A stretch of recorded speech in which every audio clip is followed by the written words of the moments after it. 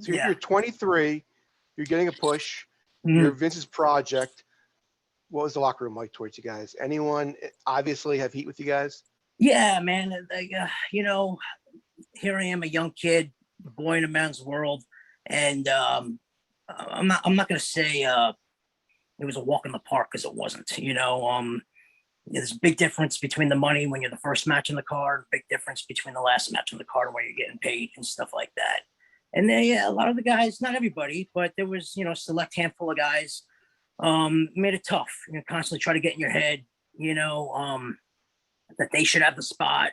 Why isn't that attitude? Why isn't us that we're there? It's like, well, we don't write the show, man. We're just rolling with the punches here, like you are, and by the way, you've been here for 10 years already and had your run, because it goes like this, like you can be on top, and then you're the opening match, and then you're back on top, and it's just, that's the nature of the business and the nature of the beast and how things go. But yeah,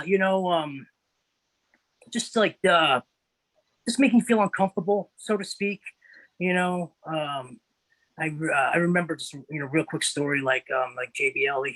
I mean, it's kind of funny, I guess, now when you look back at it, but like he tried to put all 5 of us in like a 3-plane seat and like put us together for like a long overseas trip. Like how uncomfortable that would have been.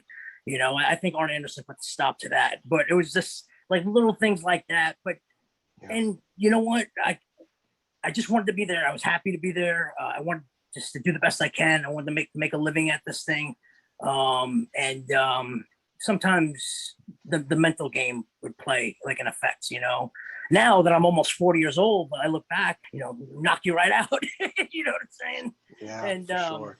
And Shawn Michaels would even pull me aside sometimes, say, hey, sometimes you gotta do what you gotta do, if you know what I'm saying. You know what I mean? And it's easy for Shawn Michaels to say that, but when you're a 23-year-old kid coming up, just getting his first break, after striving for so many years to get that break and be where you were at, it's easier said than done, But that sounds like he was also trying to maybe stir the pot a little bit. Well, no, but see, that's the thing, man. He always had our back.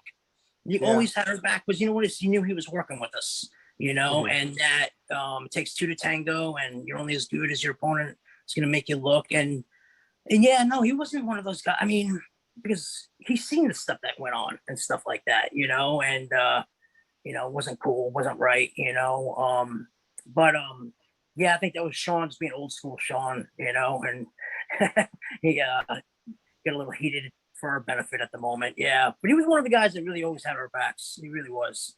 He taught us a lot about the business. He would pull us aside after the matches, explain what we did right and wrong. We'd have talks, hour-long talks in the crowd before Raw, and he would just talk to us about wrestling and stuff like that. And he was right in everything he'd say. He's like, he'd tell us, when this thing ends, you guys gotta get over. You gotta find your niche, you gotta find your spot.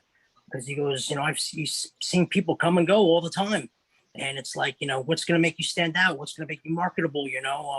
So just be prepared for that, And he was right, because only one of us out of the 5 went on and still had a career there when it was done, So yeah, just a crazy business. But yeah, it was a good time.